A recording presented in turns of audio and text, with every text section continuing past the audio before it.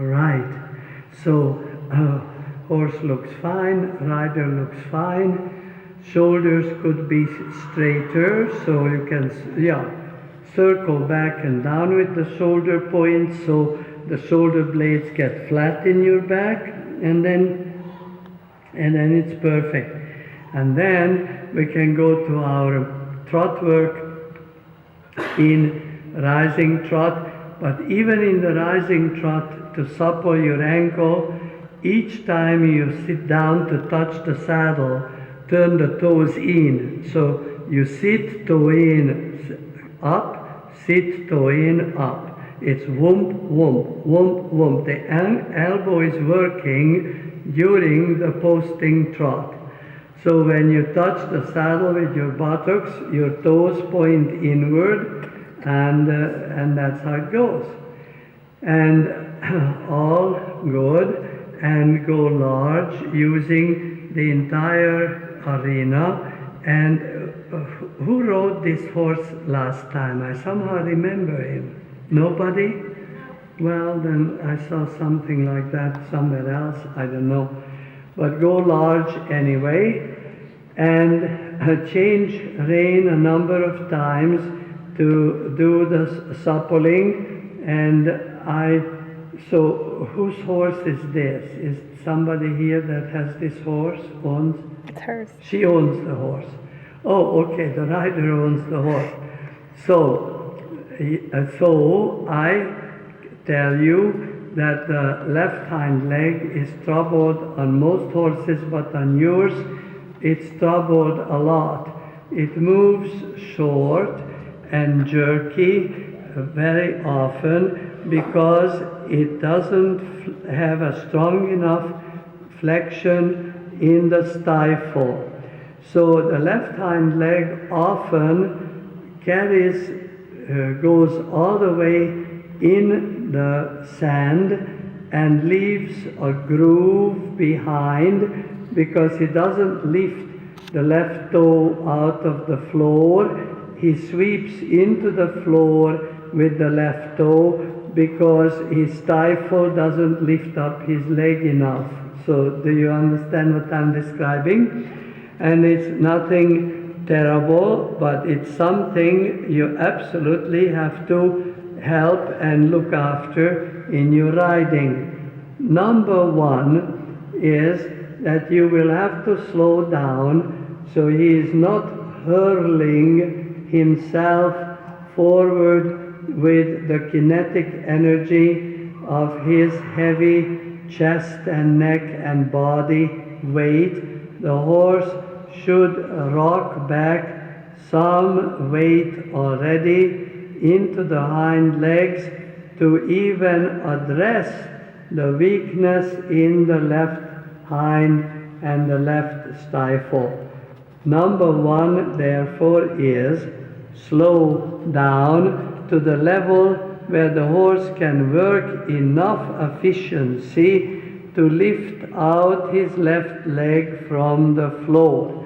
Number two, left rein, forward push, release until you are convinced that you have no contact with the horse on the left rein and you are in a total vacancy on the left side and you don't burden the horse's left hind leg by holding him. And that is also accountable for the constant slight overflexion.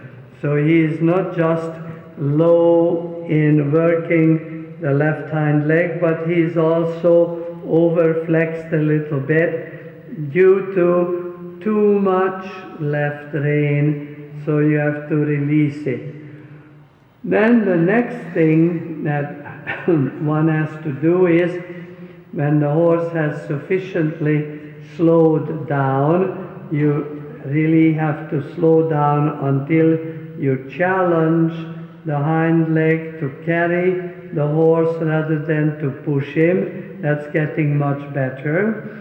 Slow down to challenge the horse, and very well done.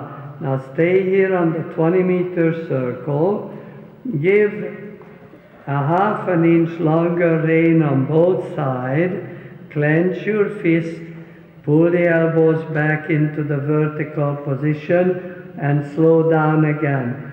He's already not overflexed and he can already lift a little bit out of the sand with his left hind. No left rein, I said. Now, if the rider doesn't do what I say, then we cannot work. The patient needs a good nurse that can work with the patient's little left hind leg.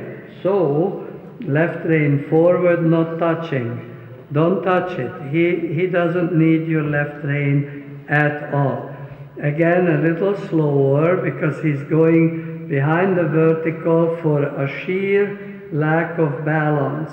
Now he is up, he is now, the nose of the horse is ahead of his eyeballs and his neck has risen up from the withers much better. Slow down again, seat, right elbow, right, slow down. What's the hurry? There. And then soften both reins to self-carriage. Let the horse do the balancing with his hind end. Now it's nice and not uneven, and his toes are leaving the sand nicely. Change rein through the sand. Oh, he's running. Oh, he became a hamster. He hurries across the field because the dogs are after him. Change rein and stay slow. You have to use the horse's energy of flight and forward zest, but you have to tame it. The horse is not urged to run to the fullest of his powers, and left rein still gives, and it's very nice. The hind leg is much better. Very good. Less left rein. I see it again. I would love to see your left arm straight forward for one circle, just like this. Ride the entire circle like this. Thank goodness. Look where his pole has come up. And look how he balanced into the haunches. And look how his toe is leaving the sand and not drawing a line. Left hand forward, I said. Look at that. Thank God. Good. And then, of course, you say, but isn't he running? A little bit, because as you give the left hand forward, you are not giving him enough deep leaning back seat to tell him, listen baby, wait for me, I am back on your hind legs, don't run like a maniac. And the seat, that's very nice. Now you can take him large. It's getting a little speedy, careful, careful, then we will have the bad looking. So go to the center line at A, and down center line, shoulder in to the left. It's the difficult side for this horse, and so I want to see it in case we need to work to correct something on it. Yes, not too fast. Oh, we need to be a little more, there it is, sideways like that. And now you have all good, good, good, and circle in front of me. And when you get to C, come to a halt, 4 square, so I can explain something.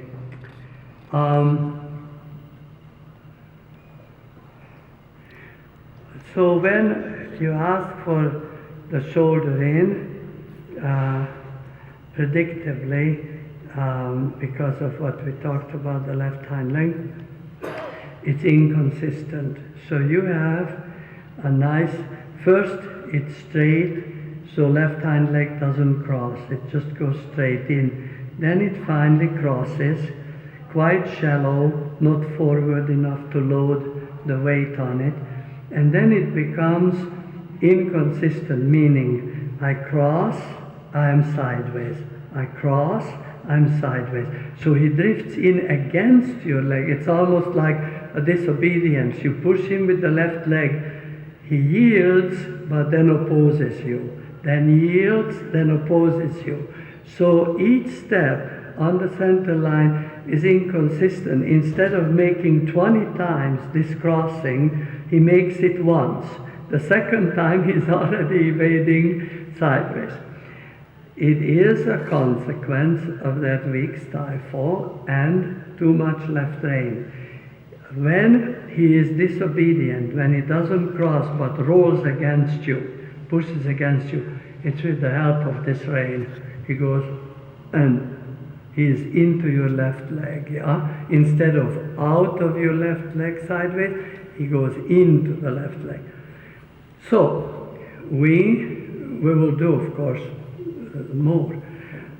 When you turn on the center line, the first is a little exaggeration of the angle. We want 33 degrees because it's the ideal angle for the loading of the hind leg. But if you do a little more, like 35 degrees or so, just so that we have a distinct two tracks, front leg track, hind leg track. Then your left leg and left seat bone and left shoulder addresses the herding of the horse. You herd him outward. The reins don't interfere, because when you try the shoulder in by neck in or head in, you already arrested that leg, goes nowhere. So not a neck in, not a head in, the withers in. Turn and diagonal. Oh, I changed my mind, I sweep you out. But you have to put him on a diagonal first before there is anything to sweep out. And then we will get it right, because of course he needs that, and he needs the haunches into the right. These are the two exercises that build up the stifle, and you need it. Okay, let's go down center line, shoulder in.